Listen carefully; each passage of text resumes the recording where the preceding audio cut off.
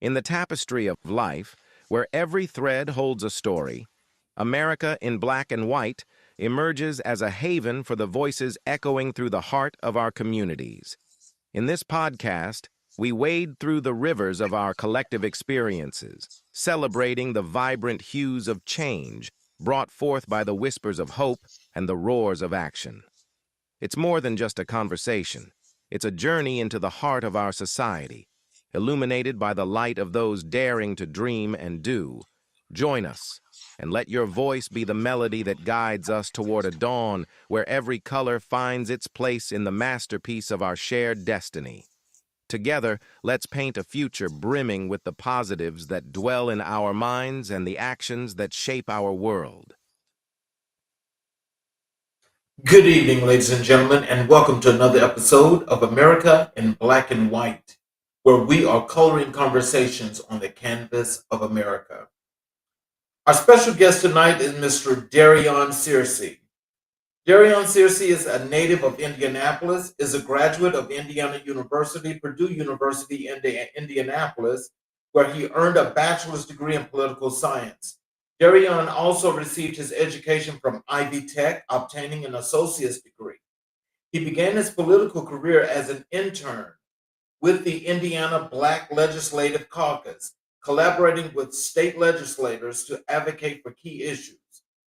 Searcey quickly advanced to become the executive director of the caucus and took on leadership roles with the Marion County Young Democrats, where he now serves as treasurer.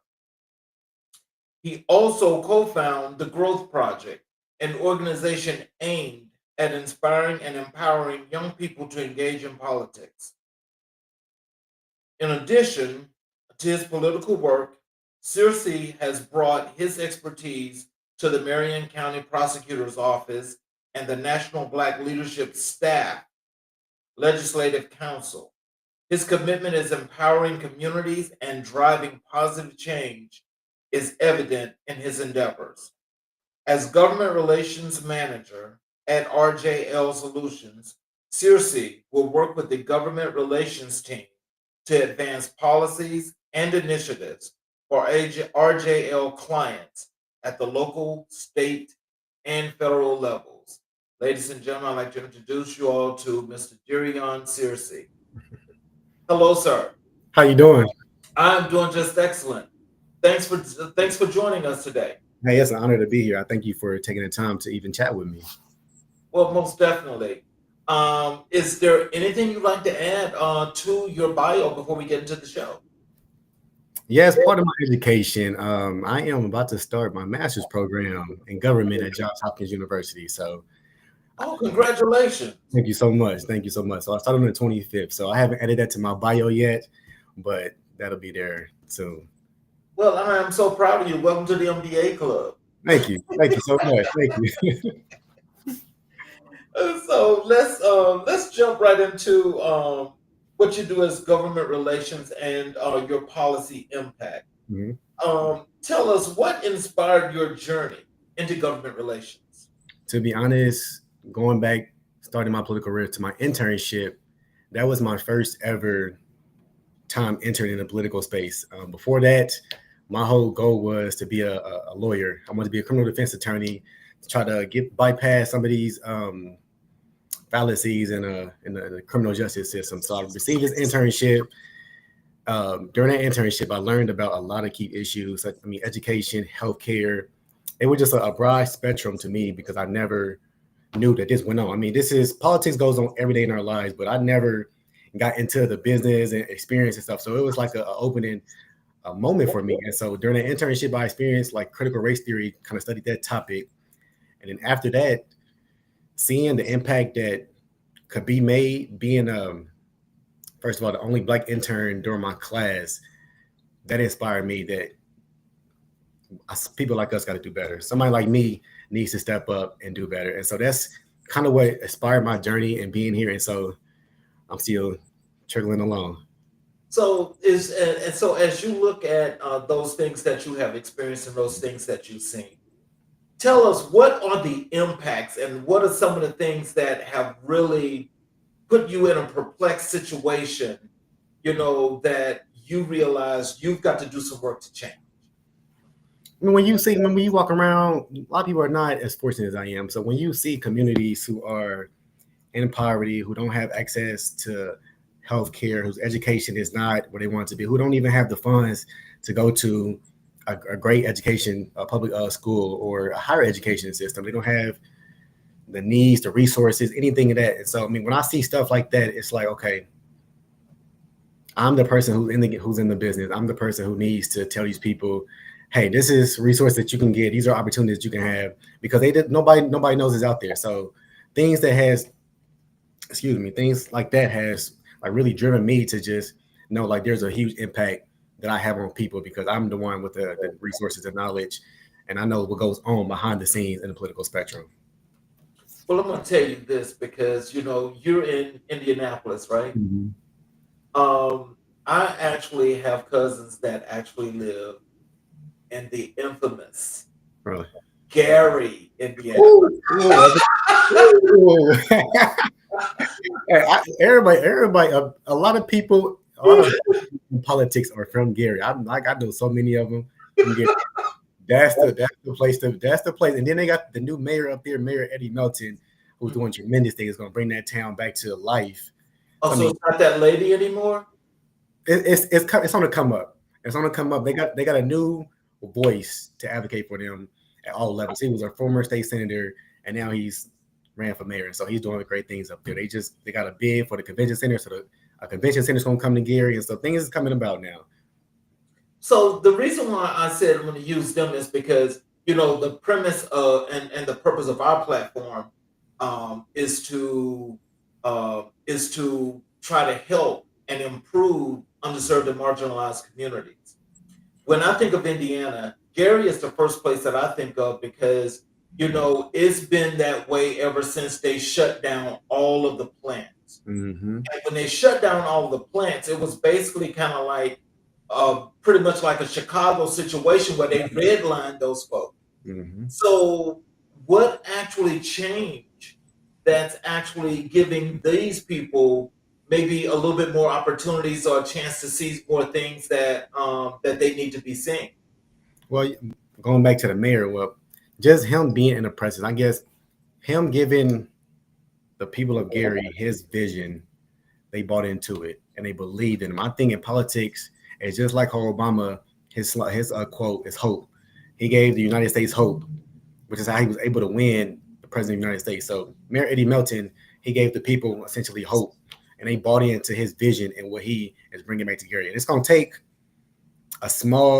over time. Like, he's doing things, the street lights, the roads, trying to get the buildings. The convention center is going to bring so much revenue to that place. I mean, it's just, he gave the people just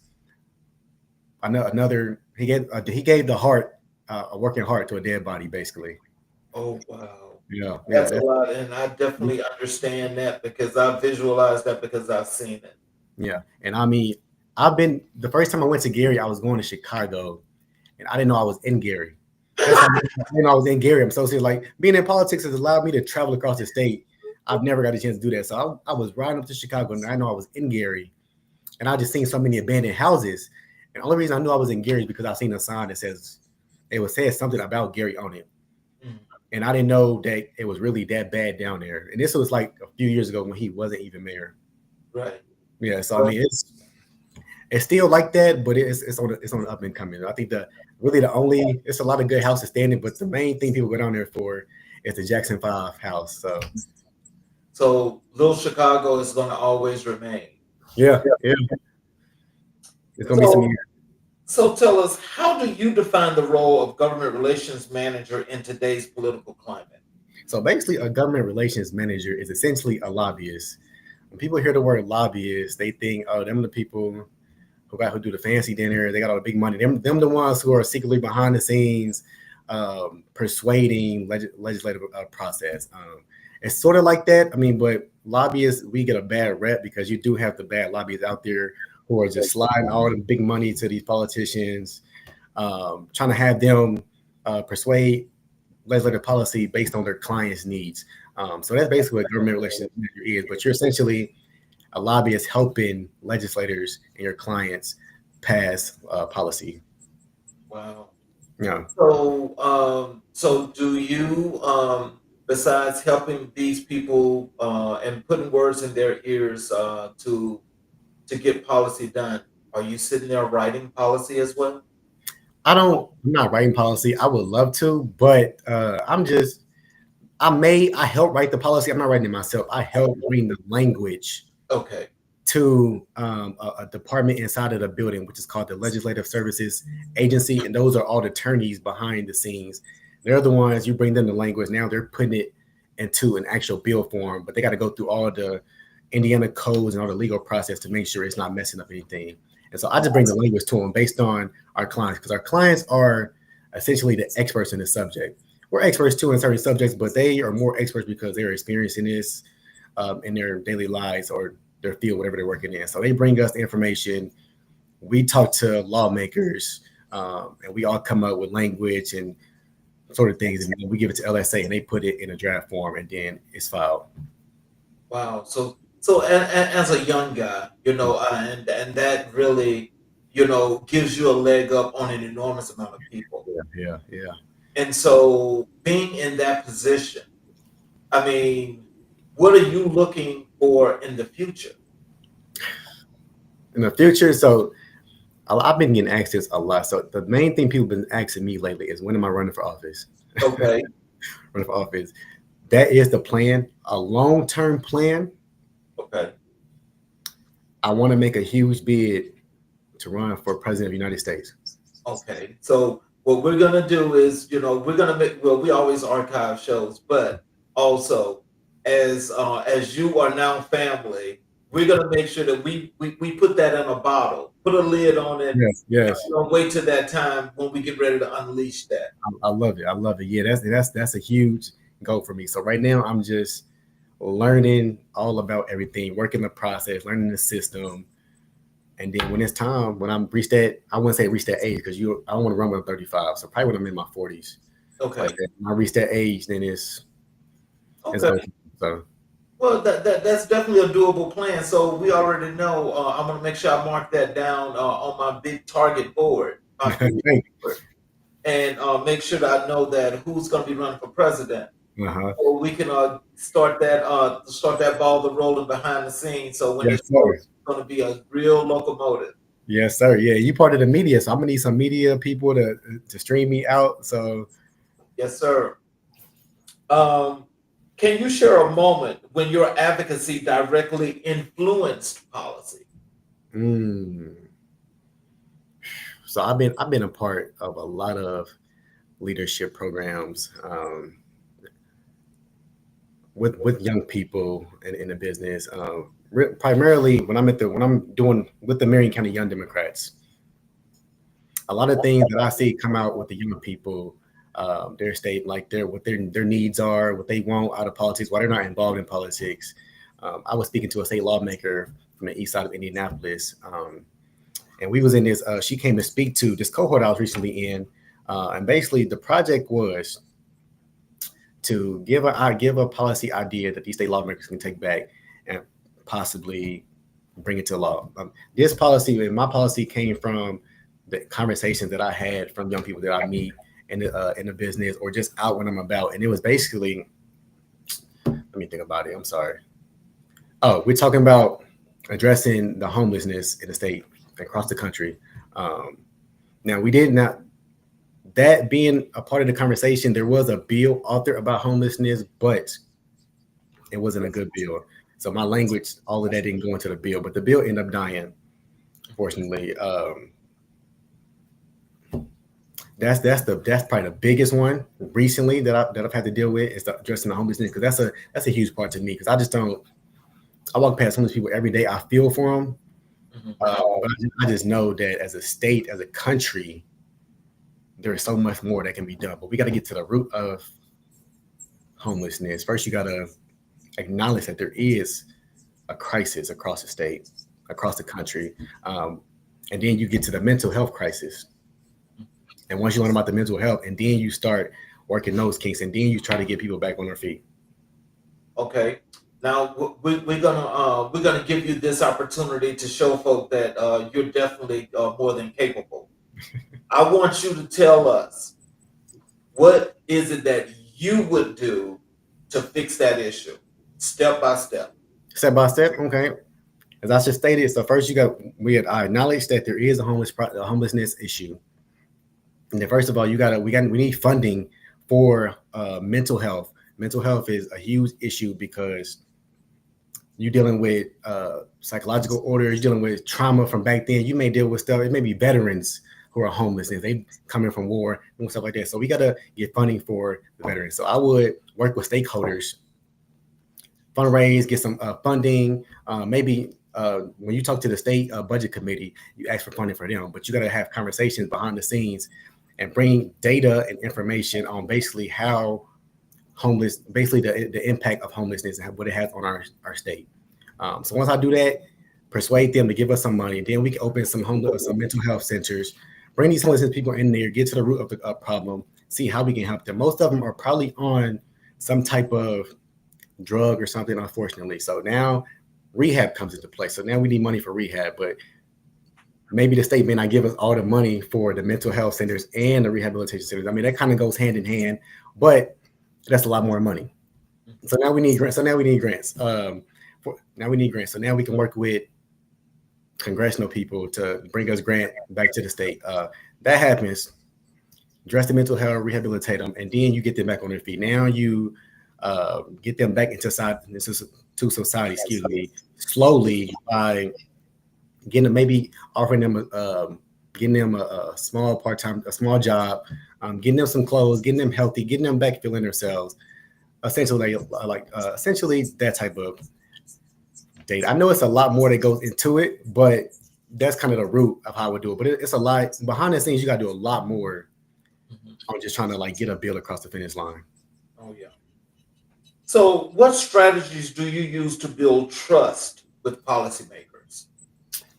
Conversations, having conversations with them. So part of politics, part of being a lobbyist, let me say that, part of being a lobbyist, you are really known for who you know.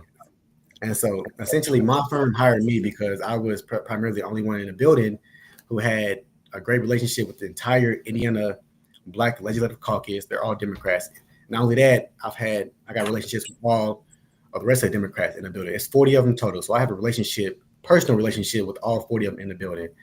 They needed that relationship. And so that came over time by me being present, them seeing me do the work in the building, them seeing me be engaged in the community, them seeing me go to events, still showing up even when I'm not getting recognized or I'm not getting paid a bunch of money for it. That works over time. So that gains their trust. And then when you start working with them on policy changes and advocacy or helping them create some policy, their trust is starting to build up on that side. So then when we go to the other side, we talk about the Republicans. It's kind of the same thing, but now you're a Democrat and Republican, so now you're going to disagree on certain things, but you're going to agree on a lot of things, but it's still the same thing. You work in those relationships, you having meetings with them, talking to them, and you necessarily are not asking about policy or such like that. You got having a normal conversation, family stuff, maybe what they did back then, what got them into politics, them knowing about you, and then that builds over time once you start talking to them, hanging out with them, things like that. It's an overtime thing. Okay. So how do you navigate political tensions while staying focused on community needs? Navigate tensions, man. I got some of those, especially with them folk across the aisle. They ain't trying to hear you. They ain't trying to hear none of that. They gonna hear you gonna say something to them, and they gonna be like, all right, whatever.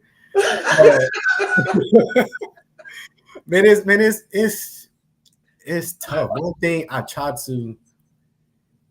to maintain my composure, because in politics, you got to realize that you're dealing with people, actual humans who have different experiences on certain things. You may not have the control that they have, but they have different experiences that you do. And so mainly the one personal thing that I try to do is I don't want to mix business and personal. And so I don't take everything as personal. I'll take everything as business. Okay, so now we got tensions. I'm not going to be mad at you. We're not just going to not talk because we got to talk because we got to work through something. So let's sit down and have a conversation, open conversation, and let's see how we can get through the kinks of all of this tension. Maybe it may be over some time. It may be like a day-to-day process, but I mean, sometimes it may happen, sometimes it may not happen. Some of them are too high in their power. They're not trying to have no conversations. They don't care about tension. It's what I say, and that's the end of it. Oh wow. Yeah.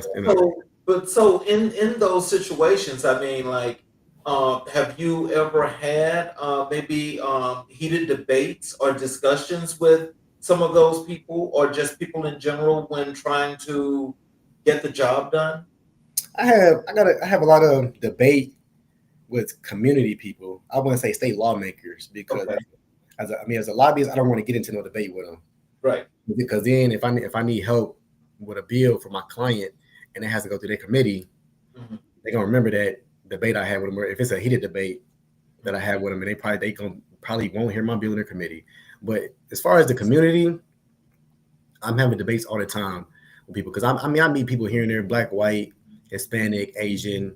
I hear their stories. Most of them are independent, Democrats, Republicans, and I question the Democrats, but I go hard on the Republicans, and it's not because I'm a Democrat. I just want to see I want to hear their viewpoints. I want to hear, okay, what are you thinking? What do you think? Why is this your party? What do you think? And so 9 times out of 10, when I question them, and I start bringing up certain facts, and okay, are you okay with X, Y, Z? They'll be like, well, I'm not okay with that. I don't like that. Or I didn't know that was going on. And I'm like, well, you do know y'all voted for it. Your party voted for this, right? I mean, so and most of the time they're quiet, and most of the time they're quiet. They're like, oh, I mean, and so I have heat debates with them, but it's all good for me because it's helped me navigate this space and knowing that we all have different views and everyone is not born the same. We don't all have the same experiences, and like we all grew up differently in different atmospheres, different cultures. So it helps me just like realize, okay, well, it's bigger than me. It's not party versus party. That's about the human life. Well, let me ask you this because I mean, I can and just understand it first. How long have you been the government relations in the government relations position? I've been a lobbyist for a year now, but I've been in politics for about 4.5 years.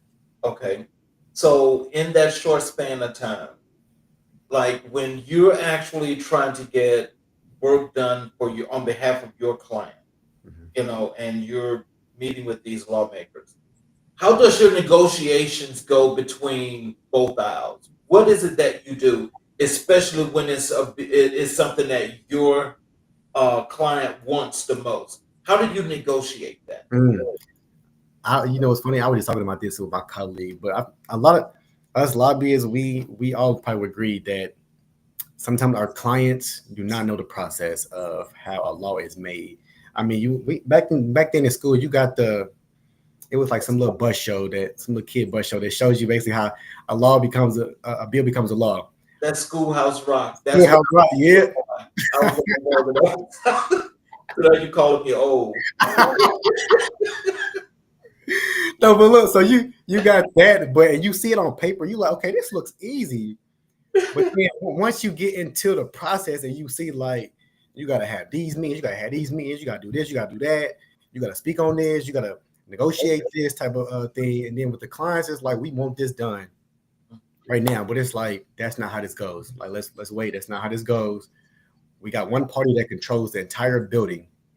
We can't just go and say, oh, I want my property taxes lowered as for my community. For let's say a mayor wants that. Hopefully, a mayor does never say that. But I want my property taxes lowered for a community. Can you get that done for me this session?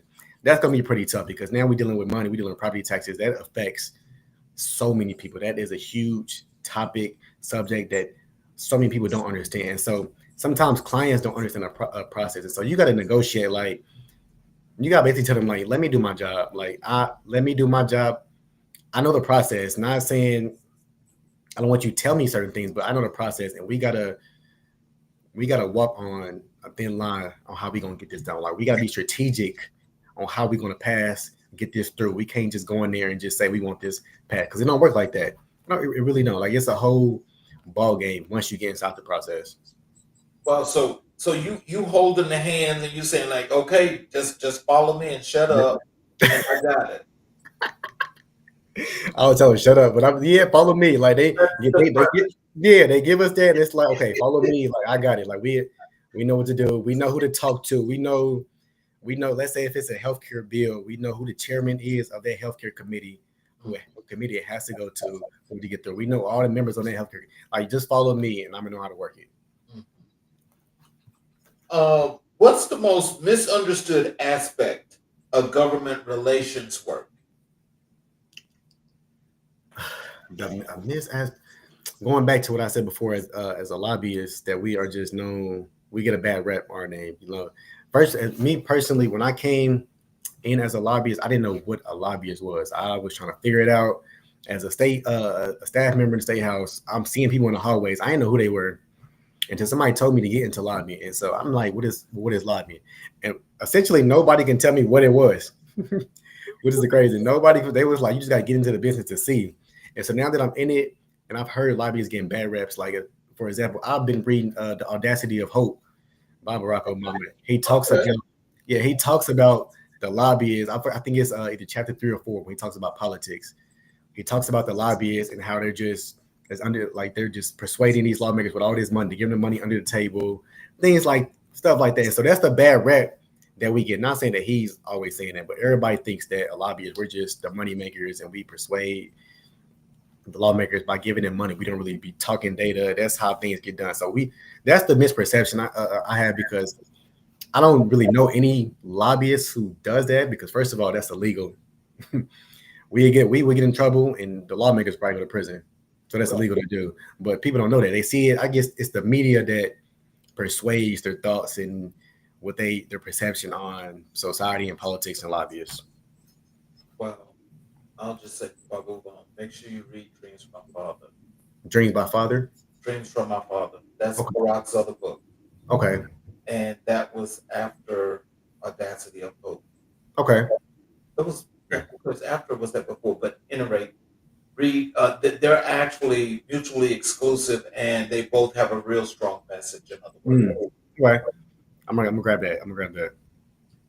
How do you measure success in your role? The small wins. Small wins matter. Small wins matter. In life, people always measure success. I mean, as I'm growing up, and I see that my culture, people measure success on the flashy things, the huge houses, the fancy cars, the clothes, all that type of stuff that necessarily doesn't matter. The small wins, in my opinion, matter in my role. I measure small wins. Maybe if I walk into a meeting and I know that this legislator is not even going to bring this to her committee, they're not going to hear this in her committee. But the fact that they're having a conversation about this policy, the fact that they were able just to sit down and meet with me says a lot. That's a small win, because now they get the conversation started. Because now you're seeing their headspace. You're seeing, okay, I don't want this to go through this year because of X, Y, Z. And so now it's like, okay, how can we build off of this small win? Because that small win is just basically having a conversation. That's all mainly this is about. So that's essentially how I measure success. It's just the small wins, taking it day by day, 1%, getting better 1% at a time, because politics is a long game and nothing comes like overnight. Like, you may see people have big wins and get awards, but none of that came overnight. They had to work and grind long hours for all of that. And so it's a long game. And so I measure the small wins, even though I may not be getting no big wins at the time. So tell me something. As humble as you are, how do you actually operate amongst all those sharks? How do you actually operate? Because, I mean, it's clear that, you have a humbleness that's about serving the better good for the people in the different communities. But those sharks don't think like that. They don't, man. How do you navigate? It's so tough, man. It's really tough.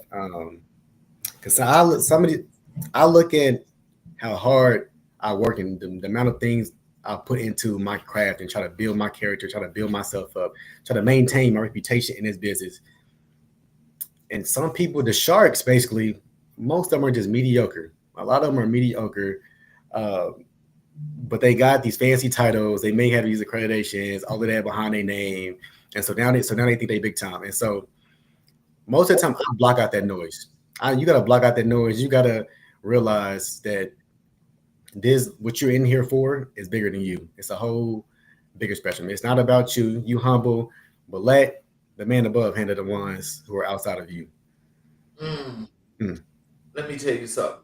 You know, I'm so proud of you for doing that, but let me tell you something. At my age, I ain't got time for that. I do not have time for that because you know what? They will probably throw me about them capitals. Yeah, I mean, I would be like, you need to sit it down. Sit it down and you gonna listen. yeah, Like it or not. yeah. And what the crazy thing about this? I was talking to a young woman yesterday, and she said the same thing. She said she couldn't be in it because she would go in there and cuss everybody out. But in politics, it's such a I don't even know how I got this, but politics is such a patient game. Like you have to be patient with so much, patient with them sharks, patient with the issues, patient with the movement of everything, of how everything is just going. It's just a patient game. And so some things, like how you say that, I say things in my head, Mhm. but I ain't gonna say it out loud. I ain't gonna say it out loud because I don't want them to see that type of side of me, and I don't want to bring that energy into the building. Well said, Mr. President.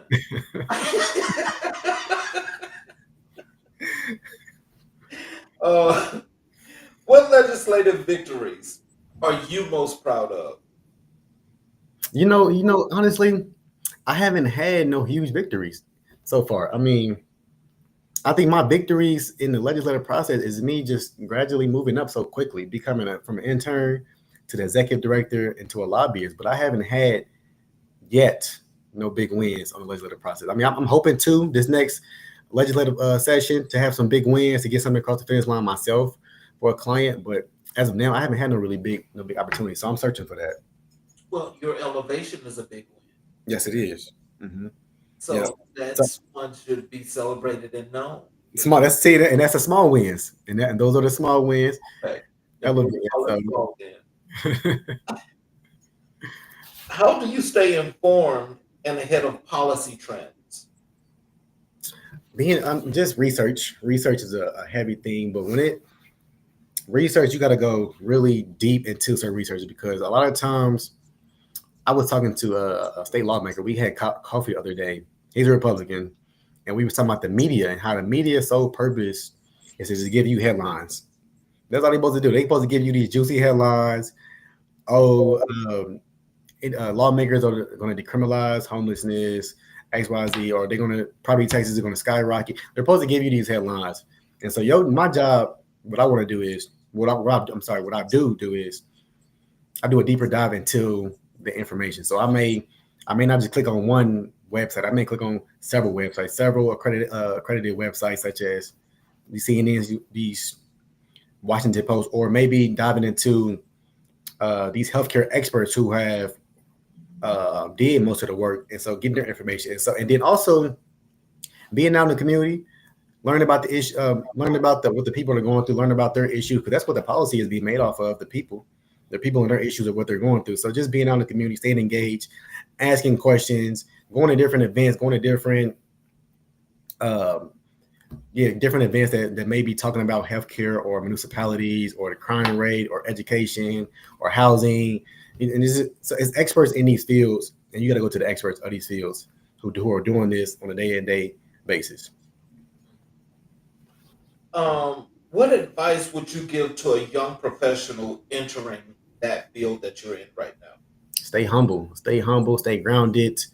Um, Come in this game and be impactful, and don't expect off the bat to have big wins. Most people I know, a lot of young people these days. I mean, it's fair. I wanted to. A lot of young people in this game, they won't. They get the degrees and then they want a job to pay them six figures. Then I tell you that's not how life works. That's not how I'll see it. Because I mean, I'm up in high, but I don't make six figures right now. And so come into this business, be impactful, do the work, stay present, stay engaged, always remain a student of the game. Never, never, never stop wanting to learn about something, because there are so many things in this world that we do not know about, and we're not going to ever figure out everything.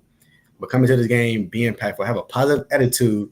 Before you walk into the door, leave that ego at the door. I hear you. Leave, That sounds like very sound advice mhm. because you don't want to get chewed up and spit out. Yeah, and some people they think, I mean, them sharks, they think they got these accreditations and degree, and they got these titles. They come into the room and they just ego, and they're like, "Well, I did this and that. I did this for this," and it's like nobody cares right now. Nobody, like, we don't care right now. So come into the room with an open mind, egos at the door, positive attitude. Be willing to learn. Be willing to listen. Be willing to be coached in life on just the political process, because there's a lot of things that goes on, and it is a certain way. Essentially, if you want to make it big, it's a certain way you need to move as a minority. I'm not going to speak on other races, but as a minority, in my opinion. So let's transition to what I consider to be a big win for you, regardless of the case. And that is, we're going to talk about the Growth Project. Okay. I want you to tell us what is the Growth Project and what inspired its creation. The Growth Project is essentially a platform to bring more young Black and brown kids, young kids into politics. When I said it before, as my internship back in 2022, I believe, so I graduated college. 2022, I was the only African American intern out of all 4 caucuses in the building, and I had braids. So it's like,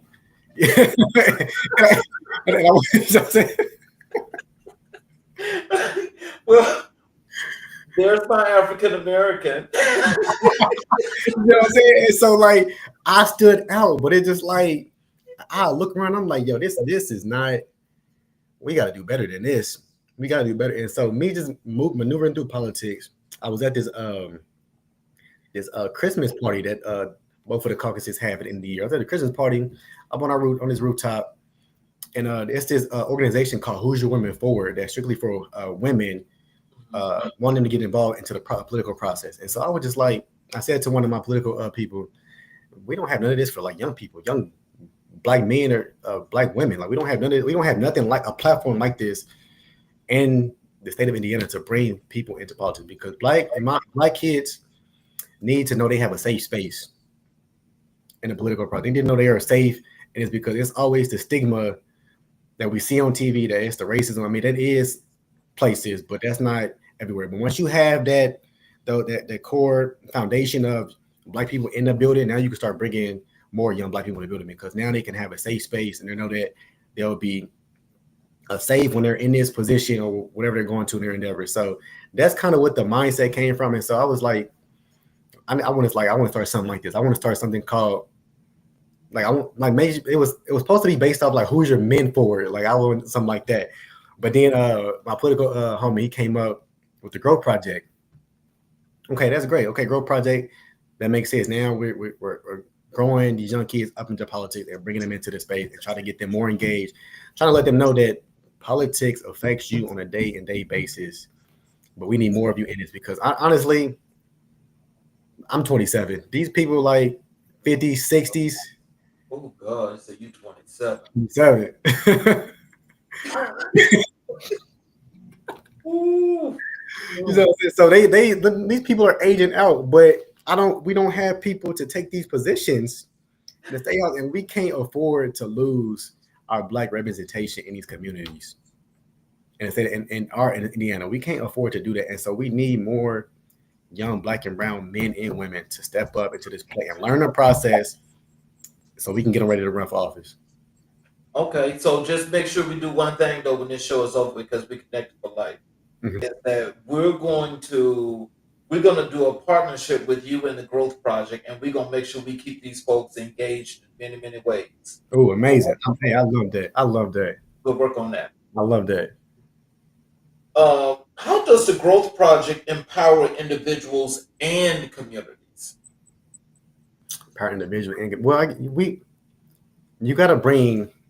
So most of the leadership projects I've been in, you bring speakers in to tell you about the process and give their background and why they got into politics. So that's essentially sort of the thing we're doing. We collab with other nonprofits in the state as well to do things like that, and just bring in community leaders, state lawmakers, people like myself as lobbyists into the space and having a conversation with them, a real conversation on what their aspirations are in the game, and then seeing how I can be a resource to them as they're moving up into this process. They're trying to get wherever they want to go, whether it's in the political space, in the legal industry, in the healthcare industry, being a teacher, anything. How can I be a resource to you? Because I've seen how fast I've grown in politics in 4 years, which is why everybody likes me. But I've seen how fast I've grown in this business, and I've seen the things that God has been able to put into on my plate. And so my thing is, I want to pour it back into these young people, because it's just, and that's essentially why I do politics. Is for the young people, to get them, to let them know that, hey, there's somebody like you out here who's probably been through the same thing you've been through, or probably been through worse. And so I want to help you get through this. You can do this. You can make it. You can be somebody in life. It's a long process, but if you want to work through it, if you really want to get out your circumstances, out your environment, let me help you if you want to be helped. Wow. That's powerful. But so, like, how do you what are some of the things you do when you're getting them engaged, when you're recruiting these people into the growth project? What are some of the things that you guys do that's bringing them to fold, that's actually captivating into the mind that says, hey, I want to go do that? You meet them, you got to meet. I tell people, you got to meet these young people where they at. You got to meet them at their stomping grounds, meet them where they're most comfortable, where they're most vulnerable, where they can give you, where they can feel like they can open up to you and let you know, hey, this is something I want to do, but I necessarily don't know how to get into it. Okay, well, I'm a lobbyist. Well, what's a lobbyist? Then I explain to them what's a lobbyist is. Now they're intrigued. Now they're engaged on me being a lobbyist. Then I tell them my background. Oh, I went to Ivy Tech. First of all, I went to Vincennes at first. Then I went to Ivy Tech. Then I went to IUPUI. I have an associate's and a bachelor's. I probably did the same thing you did. I graduated high school with a 2.0 GPA, but now look where I'm at now. So it doesn't matter where you start. It's how you progress and how you finish. And so connecting them, you meet them at their stomping grounds, meeting them at their baseline is how we're able to bring these young kids into politics. Now, it's still an uphill battle because most of them is like, well, I don't really want to deal with all of that. It's a lot going on. We got this person in DC. It's just a lot going on. Or some people, they might say, was killed, but I do not like. They don't vote because they say their vote don't matter. It's a huge issue in my opinion. So then I got to tell them, do you not know an election can be decided by just one vote? By just one vote. Election can be, your environment can be changed in some years by just one vote. You may be in some poverty right now. It's going to take some years to get out of that, but you get the right leader into that position to advocate for you, to make policy change. That one vote can make a difference in how you are still living in a few years. What are some transformative stories that have emerged from the initiative? So like the Grow Project? Yes. Watching, we as we're going to these schools, going out to communities, and you just hearing these stories, you seeing what's going on, you seeing I volunteered at a back to school drive a couple weeks ago, and just walking in and seeing these kids who may not have the things that I have, who may not have the resources, the places the place I live at, or the luxury that I have just in life. Those are, then you talk to them and then they tell us their stories, and those are inspiring stories they're just like, hey, we continue to do this work, continue to be an impactful, to be an asset to this business, to be a great role model, to be an example for Black and brown kids, white kids, Asian kids, whoever. Be an example for the community. Let them know, hey, it's going to be all right. It may not be all right today. It's going to be all right. I was in your position before, but it's going to be all right. Just those inspiring stories has just helped keep what we got going. How do you measure personal and collective growth through the program? So basically, having meetings with them. We don't necessarily have big classes. We have small classes, small students here. They're just kind of building up because it just started a couple years ago. So we're building it up. But having those conversations at the beginning and then progressing through and then seeing where they at in, let's say, 1 or 2 years or a year from so. Like, what do you want to do? What do you want to get out of this program? So we can. I want to be. I want to make sure that we get you to where you want to be at in society or in politics or wherever you want to go. And then so you measuring that the beginning, that first step until the baby steps until now you're walking on your own. So, what challenges did you face in launching the growth project? Getting it through, getting it established through the state, and then you got then we got this competition. I wouldn't say competition. I believe it's a lot of nonprofits across our state, and a lot of us don't collaborate together. I believe most of us are doing the exact same thing. Some teams maybe differently, but a lot of us do the exact same thing. So that's the challenges you have. People are like, "Oh, we don't need no more nonprofits." Well, okay, then. Well, this nonprofit's not doing that. So I want to start mine to collaborate with these people, so we can all come together and stop being in different areas across the state, stuff like that. I mean, it's just like small things. Getting across the state, saying people saying that it's too many nonprofits in the state. We don't need no more. We don't need you to do this, but nobody's doing. Nobody's. I don't see nobody actively bringing young people into politics. I don't see it. Not black people. Well, you see, I mean, have you guys done any little fun things that you do like in the community to just to engage them and bring them to wherever they are, to where if it's just like something that's on that interesting part, but it also intersects with the message, then it allows them to be engaged because the questions are the things that's going to matter most, because they're going to be inquisitive to ask a lot of questions. Right. So when you bring them to that spot, it's those things that you got to throw out there. That's like that little history fun fact thing sometimes that nobody knows, but when you ask them the question, they sit there and they look at it and they stump. So when they get the answer, then it's like, oh man, it's this. Yeah. I get what you're saying. That's a good advice. Yeah. And so then it gives them that opportunity to more than just engage, but it allows you to be a little bit more in depth in the conversation to let them know that being in the growth project is not only going to get you more information that you're going to learn where you can teach others, but it's also going to teach you to be the best you. Right. I like that. That's good. That's good. That's great advice, actually. Yeah. Thank you for that. Okay. All right. I told you we're going to partner. I believe you. How do you ensure the project remains inclusive and relevant? You got to keep the name out there. You got to keep doing the work. If people continue to see you show up, if you're representing your project, your initiative at events, coming to events, or if you're partnering with people, putting your name on certain things, that's keeping your name out there, keeping you relevant, keeping you in the space, keeping you grounded. In my opinion, I keep myself grounded if I just keep going to these events, doing the work, letting people know, like, hey, this is out here. Do you know any young people, or where I can go to speak with these young people to get them more engaged into the conversation? What role does leadership development play in the growth project? Taking them to the state house. State house is a big thing. Having state lawmakers speak to them, so having them see what it means to be a black successful person into the space. And then essentially ask them what they want to do. Ask them, what would you like to see as a leader? Like, how can I make you grow as a leader in this business? What do you want me to do? How do you want me to help you? Meeting lawmakers, I really want to meet X, Y, Z. Okay, I can set that meeting up for you. We can get that, a call or coffee or something.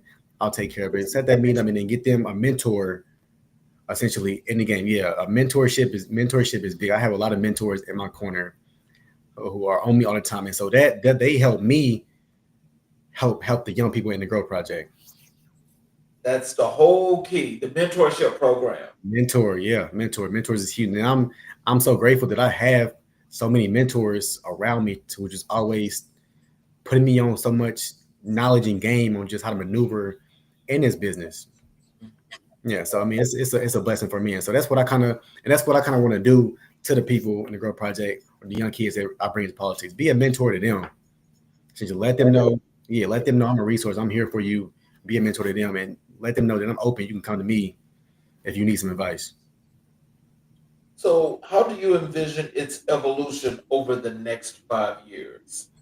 I want to expand it. I want to expand. Talk with the uh, my other partner with the Grow Project. I want to expand it. Once we get really moving in the city, expand it across the state, and then expand it to different states, different cities, and different states, and we can become worldwide with it. But I mean, it's going to take some time, take some more people. It's going to do a lot of traveling, going to different states, seeing all these people. But I want to start moving into getting it more off the ground in the city and the state, and then moving it up to some more cities.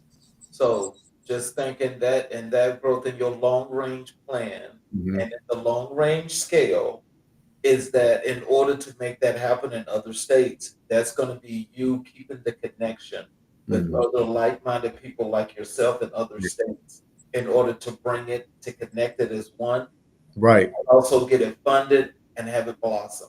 right, yeah, yeah. And so I'm at. I mean, I go to events in other states. So like I'm DC event. I'm always events in DC. I'm going to DC in September, so I'll be out there. And I was out there for the Congressional Black Caucus conference a couple years ago, and I was networking crazy out there. And so when I go to certain places, I'm always trying to network, tell me what I got going on.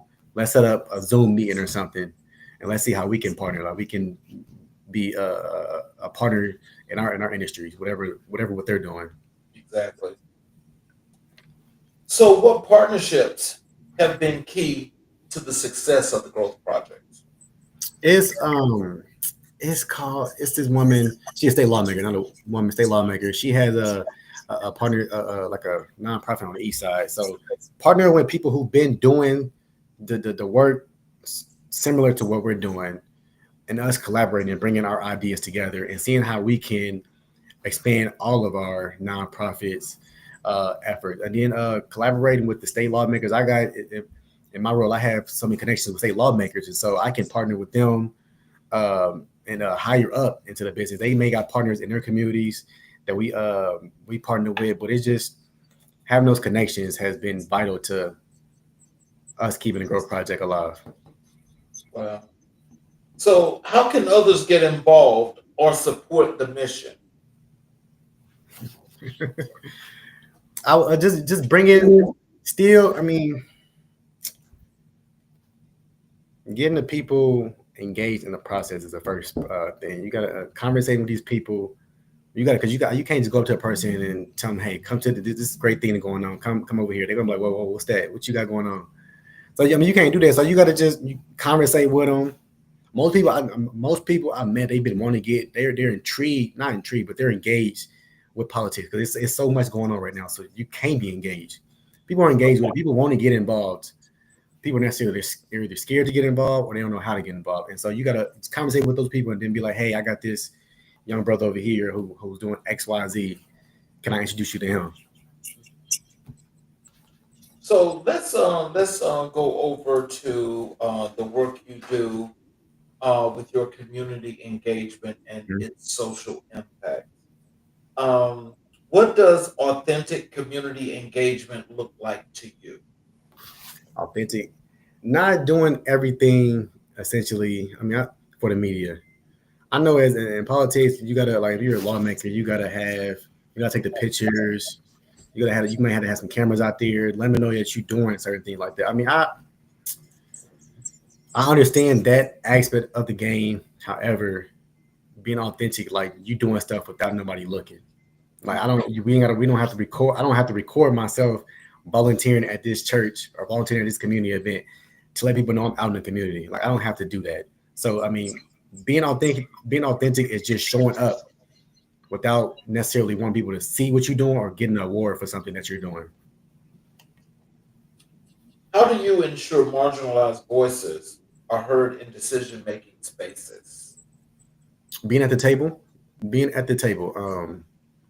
9 times out of 10, when I walk into these rooms, when I'm helping lawmakers make decisions on policies, I'm usually the only black person at the table. And probably I'm probably the only male at the tables. I'm usually it's all women at the table, but I'm usually the only black person at the table. So me just being at the table and having that voice, I can make sure that marginalized communities have someone in these spaces advocating for them, advocating for the communities. Because as I stated before, we've all grown up in different spaces, had different experiences. You may have had a rich lifestyle all your life. Now you're into this game. This person may not have had this lifestyle, but somebody like me, I have not had that lifestyle. And so I can come in and say, well, look at it from this angle. This group of people are underserved, marginalized. They don't have the resources that you may have because you have the money for it. So look at it from this angle. So me just being at the table is me making sure that marginalized communities have that voice. So, with that being said, though, um, like, um, how are you actually advocating, you know, for those communities in that space? Like, what exactly are you advocating for, especially with you being the only black person there? Well, initially I got to be strategic and everything. I can't just go in there and just be like scratch all this, all things for black people. Well, no, but see, I mean, does it not? Do you guys not like just mention like lists of things, and then you guys like go and start talking about those different things and how you can make them work and so forth? Oh yeah, I mean that's the conversation we have at the table. So this person may bring their insight to the conversation, then I'm bringing my insight to the conversation. It's like, okay, well then let's come. We got all of these barrels around this one dot in this circle. How can we all meet in the middle? How can we all meet in the middle? So I'm bringing my insights based on my experiences, based on what I'm seeing in different communities, not essentially the African American community, but what I'm seeing in other communities and other underserved communities that this other person may not be seeing because they're not essentially out there. And most of the time, what I've come across, most people don't realize something is going on because they don't see it happening. And just because it's not, you don't see it, that don't mean it's not happening. Like you might be way over here in your own world, but these people over here are struggling. And so, and I see that, and I see that all the time, and I sympathize with them on, okay, I hear what you're going through, I see what you're going through. Let me bring that to the table and let's see how we can collaboratively, strategically make something out of one. So, what's a project or initiative that deeply moved you? That deeply moving a project or initiative. Going back to my internship, when I first learned about critical race theory, just learning first of all what that is, because like I said, I never knew that stuff is not taught in school. So you learn that out in the world. So I learned that in the state house because it was a huge topic. They was attacking it. It was a policy that was trying to be pushed through regarding it. And so I need to learn more about that. And so just learning how that the different viewpoints that everyone had on critical race theory and how that essentially affected our society, how racism affected our society just in the classrooms, and then it gets brought back up several times because now people it's the conversation that the white kids are not liking this type of things being taught in the classroom. It makes them feel a type of way. So now lawmakers want to they don't want you to talk about race, racism, Black history. Like you can't talk about none of that in class. They're trying to ban all of that in the classroom. So that was just a huge part that moved me at first, and it's continuing to move me through this process because I see that every day marginalized communities are being attacked. I mean, we look at it. We just had a conversation on diversity, equity, and inclusion. Half of people don't even know what that even means. Essentially, they just see the word diversity and they think, "Oh, that's Black people." Ooh, um, I want you. Wait, I wanna step back a little bit, Mm-hmm. and I want to go back to critical race theory. Mm-hmm. Okay, now for many people, they attack many sides and many different segments Mm-hmm. of this. So, as this being attacked, I just want to ask you, Is it better that you be uncomfortable, but them to be uncomfortable, or everybody be uncomfortable in talking about the situation? Oh, that's a good question. That's a great question. You know, I'm uncomfortable in a lot of situations because I gotta. I mean, I've got I'm my comfort zone, but I've had to get. I'm uncomfortable in a lot of situations. I mean, I'm the only black person around a lot of white people. A lot of times I am uncomfortable because I don't know how they're looking at me, how they're perceiving me. I mean, I'm walking into the room very confident, knowing that I can do X, Y, Z. But I would rather we all be uncomfortable and let's talk about that uncomfortableness that we have and how can we make ourselves feel comfortable in this space to allow us to talk about these certain issues. You know what I mean? Because you think I don't know what's being taught in these classrooms. I don't know, like I don't know being taught in classrooms, so I don't know how the teachers are framing these. I don't know if the black teachers are just how they're talking about racism or race, or I don't know none of this. Not like the folk talking about it in the political arenas. They ain't doing it They're like not doing that. They're not doing it, and so that. and so when these lawmakers bring these laws, when they introduce these laws, it's like who is? Have you been in these classrooms? Who's talking about this? Like nobody is really doing that. Nobody is making these kids feel unsafe. They're talking about racism. Nobody is doing that. We don't even. I don't remember no Black history I learned or none of that or racism I've learned in my class or made my teacher made me feel uncomfortable talking about all of that. I've never even had those discussions in the classroom. So I don't know who's talking about these type of things that these policymakers are bringing. Most of the time, what they say is, "Oh, well, I had somebody in my community tell me that this is happening. One person tell me this is happening." Uh,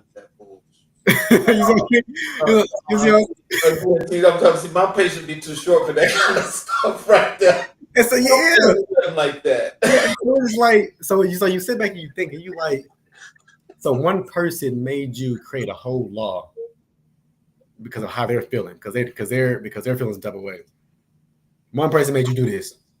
I thought you represent thousands of A people, whole district. a whole district, but that one person made you bring this and make it a law.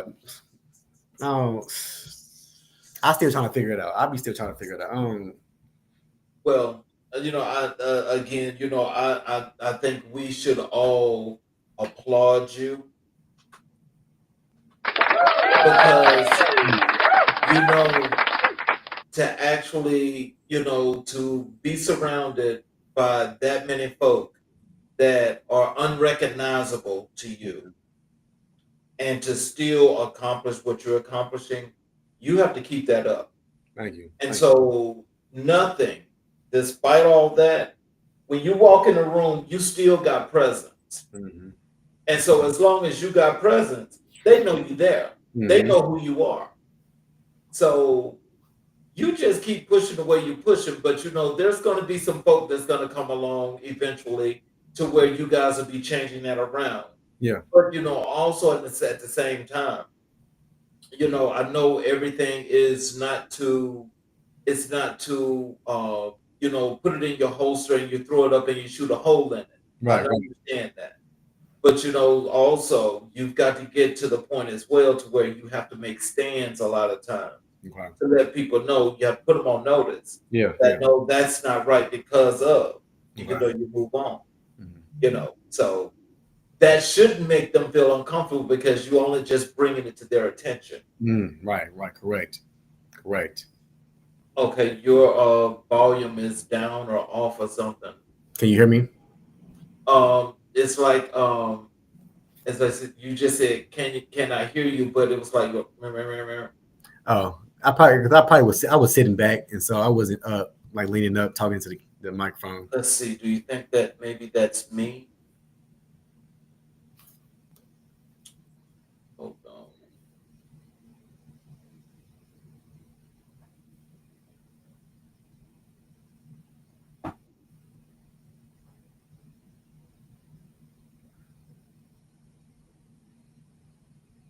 Okay, can you say something now? Yes, Okay. Still not coming through clear. I can get the gist. Um, I can hear you perfectly fine. Say that one more time. I said I can hear you just fine. Yeah, yeah, you can hear me, but it's like you're like I don't know what you want to call that. Um, Static, like I'm mumbling in and out. let's see. Wait a minute. Say something now. Say something. That's not working. Okay. Uh,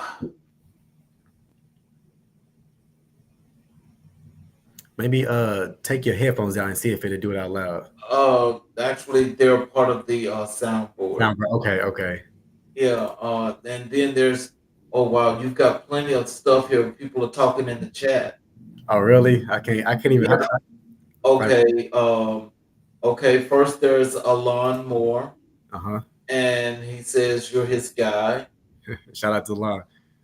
and he says future great political figure.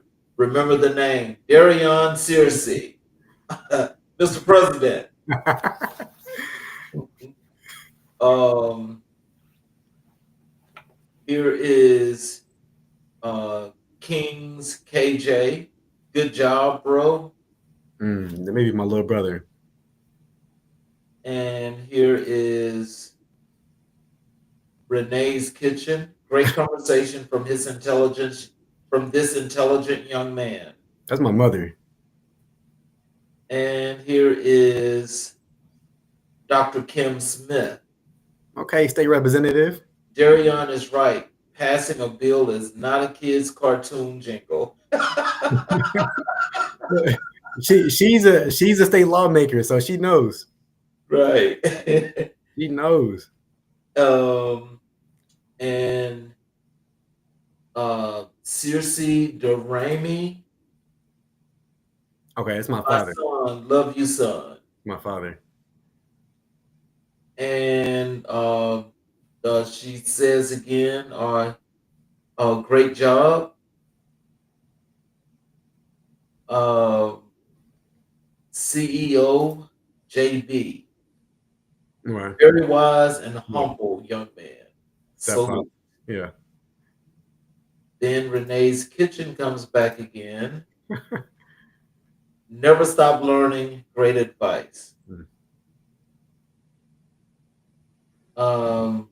Kings KJ again. Never give up. Then there is Alon Moore. Appreciate it all. All wins should get celebrated. Mm-hmm. And here's Dr. Kim again. Let them know, representative. Politics. Politics is doing you. Every day. Dr. Kim, you know you own that. Yeah, come on. That's state lawmaker. She a state lawmaker. She knows. She knows. This one says stay humble. Mm-hmm. And well spoken, investing in the youth is essential. That's from Alon Moore. It is, yeah. Okay. Renee's Kitchen is giving you some claps. Alon is giving you some claps. Okay. Renee says she can hear us both just fine. But something is going on my side here because you're kind of like sound like you're muffled. Can you hear me now? Yeah, it's still the same thing. CEO JB says the audio is all good, so that's probably just on my behalf, so I'm gonna have to work on that. Lakeisha Ash, I can hear you both good, thank you. And this is Emily. Amani here. Love to see it, best friend. And I think that's Kim Cam. Go Dairy. Go Dare. That's my best friend. Loves you with great conversation. Can't wait to vote for you as president. And There's great job, son, again. And Lakeisha Ash, she says, awesome interview, great job. Thank you. Thank you. So, um, so let me push forward here. Because you can hear me, you say, right? Yes, I can. You know. Okay, so we're gonna pivot and transition over to when I was asking you about when it comes to Black history, Mm-hmm. who was the most influential person or persons in your life? You As black. mentioned to me the Indiana Black Caucus. Mhm. So can you tell us, why is Black history central to your personal and professional journey? You have to. I mean, I realize that is vital to everything that we do. I mean, we don't have enough black representation in these political spaces, and so talking about the root of where we come from, and then how we got here today, and then trying to push us forward in the future is why Black history is central to me. Like Black history should always be celebrated in this country. I don't care about who. I don't care who says what. It should always be celebrated. And I could be biased because I'm African American, but it should be celebrated because it's a part of our history. It's a part of why we are who we are today. I mean, you have a black man, Dr. King, Dr. Martin Luther King Jr., who essentially seen that we were divided, black and white, way back then. I wasn't there. Of course, I wasn't there. Second grade, so we was divided, and wanted to bring us together. That's Black history. That's Black history. That Dr. King, Malcolm X, Fred Hampton, Rosa Parks, all those great all those great figures are the reason we are here today. The reason why we still talk about Black history, because they are the vocal point of why we still push forward. People, we still talk about Dr. King to this day. Still talking about the impact that he made. Still talking about what he does. I still see new information brought up about his success and what he did. I still get inspired about his videos that I watch of just how he presents himself, how he's speaking to the crowd, things like that. And even the young man Fred Hampton, 21 years old, who was gunned down who was shot in his sleep by Chicago police. He was part of Black Panther Party. It's just that all of that is Black history, and so that's why it's such a central point of my career, because I have to understand that why I'm here, who I'm doing it for, and I need to know that I won't be here forever. I need to invest into the next generation so they can be successful. Okay, so can you tell us, how has the Indiana Black Caucus shaped your worldview? I would hate to talk so highly of them because they may come see this video and they may get big headed. But now the Black Caucus essentially, they have essentially, since I became an intern, and I can't thank them enough. They essentially have poured into me each and every day. So I've butted heads with a few of them, but they have seen the growth that I've done, how I matured in politics, and they just continue to pour in me day in and day out. Like a few of them, they still mentor me to this day. They call me if I'm messing up. They see me doing something I shouldn't do. They call me, let me know how I should have handled the situation. If I'm in a building, I can come to them for anything. And so just them welcoming me with open arms, essentially treat me like I was one of their own kids. They pour so much into me, and I just can't thank them enough for everything they did. Like they're essentially the reason why I am even a lobbyist. Why I'm sitting in front of you today. They're essentially that reason. I mean, of course, my work ethic and the things that I do are the reason why I'm here today, but they are a huge process and a huge vocal point of why I am even the man I am today in politics. What specific moments with the caucus impacted your life most? We went to it's not policy related. We went to a conference called NBCSL, which stands for the National Black Caucus of State Legislators. It was in Nashville, Tennessee, a few years ago. I went when I was on a staff member, and just we all in a different state together. But just how they looked after me while I was out there, they didn't have to do that. I mean, I'm an adult. I could have did my own thing, but they was like, they asking where I'm at 24/7. Am I okay? And then just them having them showing that type of love to me was like a very impactful moment of my life because that showed me like, okay, they really like me. They want to pour into me even more. They want to see me do greater things in life, and so that was just an impactful moment for them. How do you honor Black historical legacies in your work? Keeping their name alive, keeping their name alive, keeping what they do at the center of some of my conversations, keeping this history, keeping how they got us here, keeping um, historic events in the conversations, and educating people on these figures and why they are so important and vital to the things that we even do today. Whether it's healthcare, education, you talk about education, you talk about the Brown versus the Board of Education. That was a huge moment in our history, huge moment for education. So you talk about things like that. You got a man, Thurgood Marshall, who tried to kill, who was the attorney for the case. You got so many things like that. So just keeping these conversations at the vocal point of keeping those issues at the vocal point of my conversations is how I celebrate Black History 24/7. I don't just of course we got the month, Black History Month, and I know we all do that, but I try to celebrate Black History whenever I can, whatever moment I can, whatever space I'm in. I try to celebrate everything about us. What does it mean to be a part of a lineage of Black change makers? It's sometimes some days it seems unreal. I'm not even gonna lie to you. Some days it seems unreal. Some days I question. I'm not questioning, but I take a step back. If it's a lot going on, take a step back, and I just look like I'm here, like I'm in the building, like I'm. So just just being around these Black lawmakers, whether it's in Indiana, you got Dr. Kim. I was inspired by her. I was in a CBCI cohort with that state lawmaker in June, being inspired by all these Black people who are doing something in their roles, who are engaging, who are making policies, who are advocating, who are bringing these issues to the front.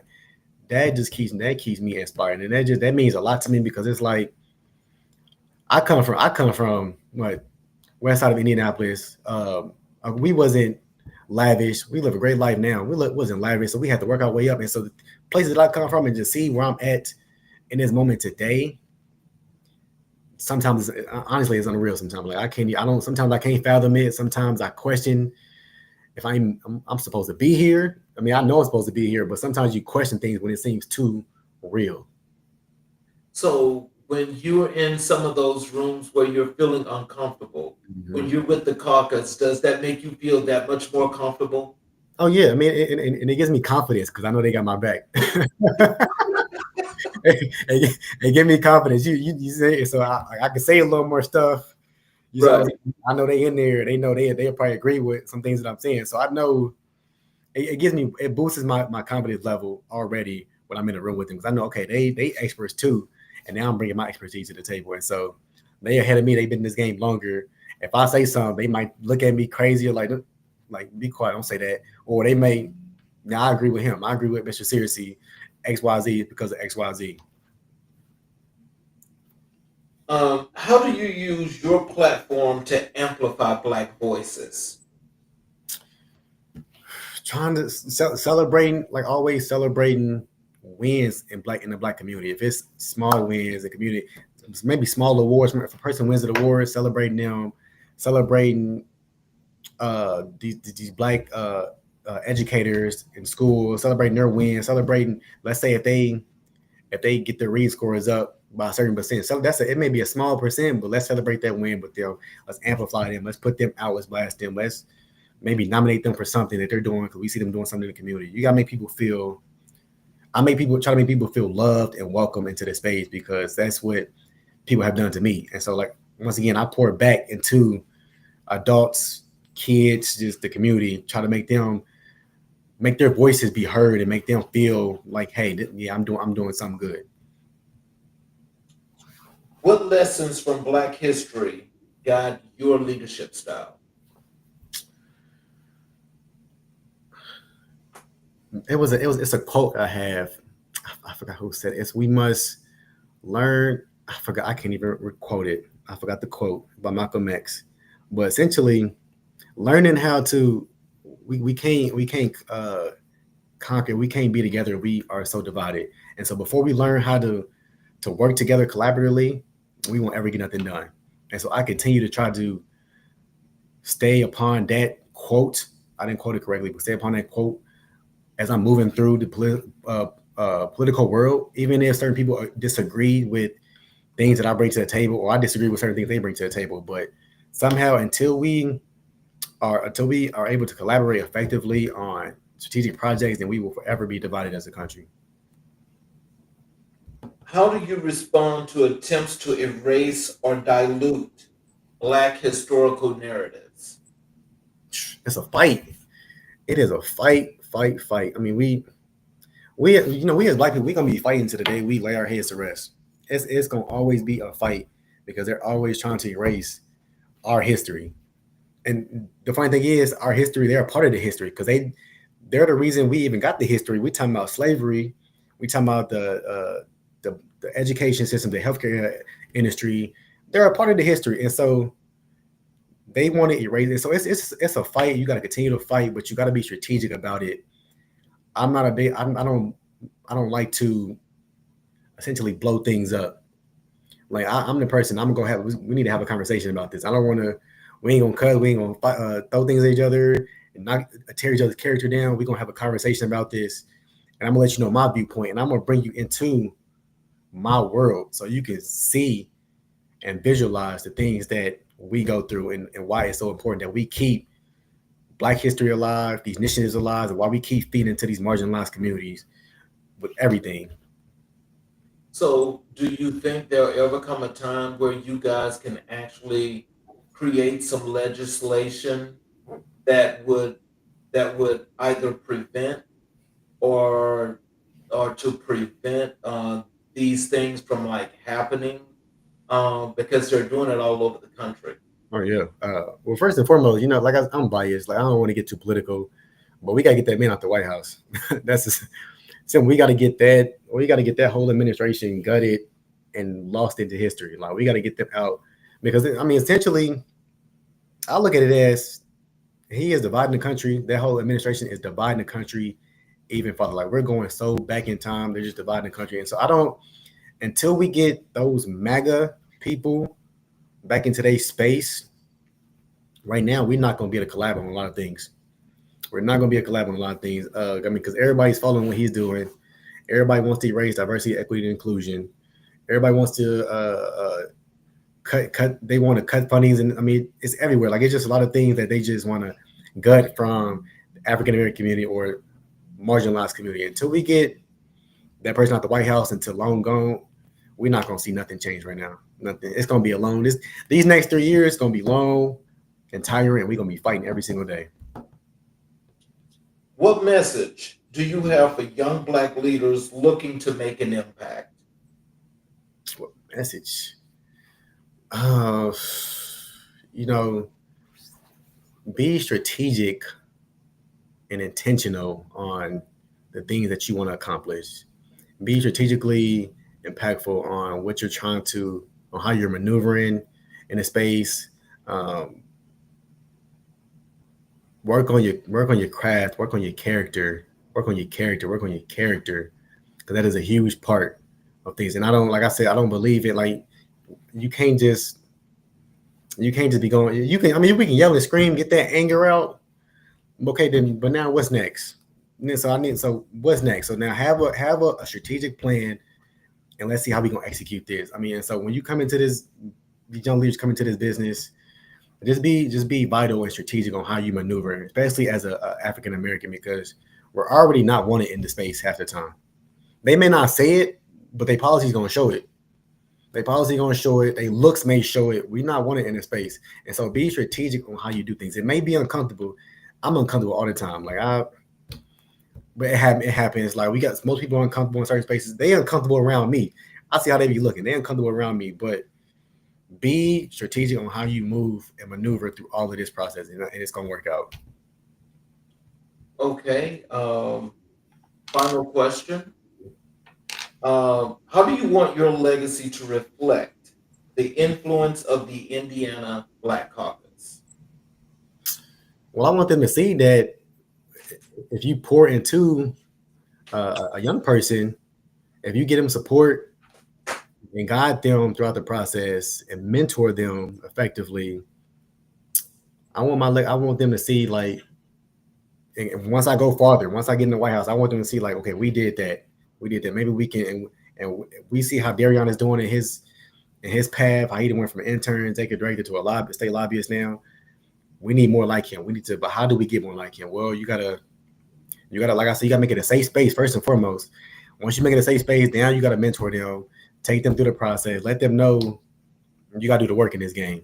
And so I want my legacy to be, I want people to look up and be like, I want to be like Derion.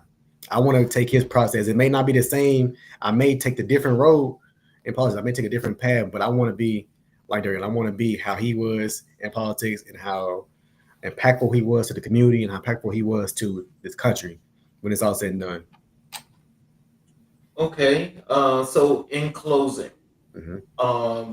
if you do you have any words of wisdom, encouragement, things you'd like for our audience to know, how they can connect with you on social media, your website, any of that good stuff? If I'm on LinkedIn, if you want to follow me on LinkedIn, it's my name, Derion Searcey, D as in dog, Erion, Searcey, Searcey. One thing I can say, I mean, for me, encouraging, first of all, for me, if y'all out there, y'all know me, I'm in this game, say prayers for me. Just pray for me. I mean, it's gonna get things, the road's tough. I'm the only one in here and I'm young. Pray for me, say prayers for me, think about me, check up on me, things like that. Encouragement for y'all. I mean, the sky's the limit for all of us. We can all be somebody great in life. We can all do impactful things in this world if we just buckle down and actually want to do the work. But things are going to get things. I promise things will get better if we keep fighting. It's going to be a long, gritty fight. Things will keep fighting. Come and get involved in the process, even if you don't want to be heavily involved in the process. But get involved some type of way. Be an impact in your community. Don't just be a liability. Be an asset in your communities. Do something great. Put a smile on somebody's face. Put a smile on somebody's face in your community. Tell people that they're loved, even if you don't know. I mean, don't do that to everybody. But tell people that, hey, they are somebody. Don't be somebody great in society. It's already so much negativity in the world. And people are going to continue to bring negativity. And we're going to continue to tear the country down if everyone's just negative. And so my advice, I mean, be positive. Continue to grow. Continue to be a leader. Be an asset. Be vital. Lean on God. Lean on God. And we're going to make it through. Well, first of all, I want to thank you again for being here. And I want to ask you, and hopefully we can have you back on the show again. But for those of you that are watching this show tonight, this show is special and impactful for several reasons. But the one reason that I want to make sure that what I want you guys to start with is to just understand something. We have a young future leader here of the country that's right here before your eyes, that's actually putting in the work to bring more people into the fold to learn the process. Again, to learn the process, and then you move forward. Derion is definitely one of the future leaders that we need to make sure that we're watching and that we are backing because of quite a few things. But I will tell you the main thing is that for what's happening now to push us back is why we need to push him forward.